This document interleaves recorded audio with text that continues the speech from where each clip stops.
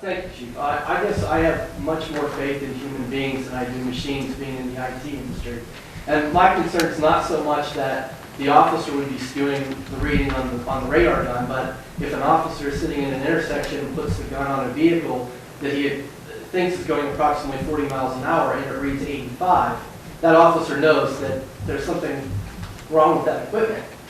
My concern is that if the camera does that same reading, the burden is on me to prove that I was not going 85. So that's where my concern is. There's a 12-second video with every violation.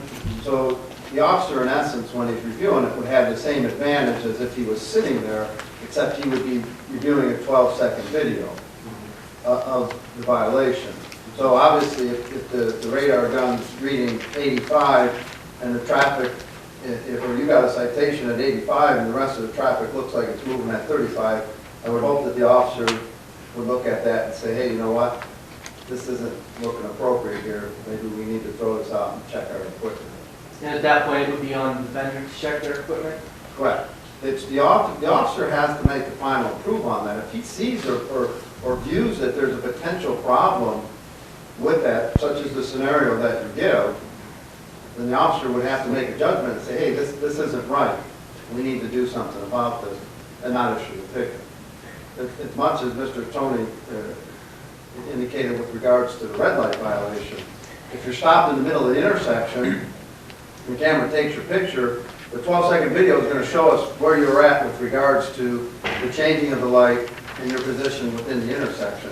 If you're within the intersection before the light turns red, the officer is going to say, no, it's not a violation. Thank you, Chief. I'm just, I want to make sure there's checks and balances in the system to prevent against unintentional inaccurate readings. No, I understand your concern. Thank you. Do we have a real idea what the real purpose in putting these cameras out there for? What is your, what will they do for us, the citizens of South Euclid? It's my opinion, and as Councilman Miller brought up at the last meeting, there's a lot of studies out there. It depends on what study you give credence to and the validity of it. It's my opinion that it will improve safety. It's going to cause residents or people passing through the community to slow down from a speeding perspective and hopefully deter people from going through red lights. I'm a cautious man, and I see this as being a moneymaker, and because he's going to take care of all the money. There's no outlay from the city, but the city's going to get a nice cut, and they're going to get the ability to assess late fees on tickets and things like that. So, you know, I agree with the safety portion of it. I don't agree with the money portion of it for our citizens. You know, maybe a great way to get around some of that would be to take that money and fix some of the roads around here.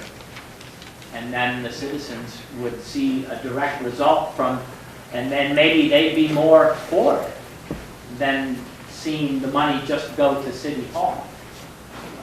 Because I do know we just gave 0.5% of tax increase that I remember being touted as roads and sewers, but I don't see that happening, and so I get frightened when I see new fees and things that aren't really going to be returned to the citizens, and I certainly think we could figure out maybe a way to do some of that with this money too.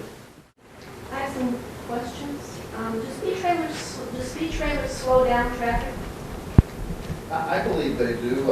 The 80, as I said, a very small percentage, the 85th percentile on most of these studies.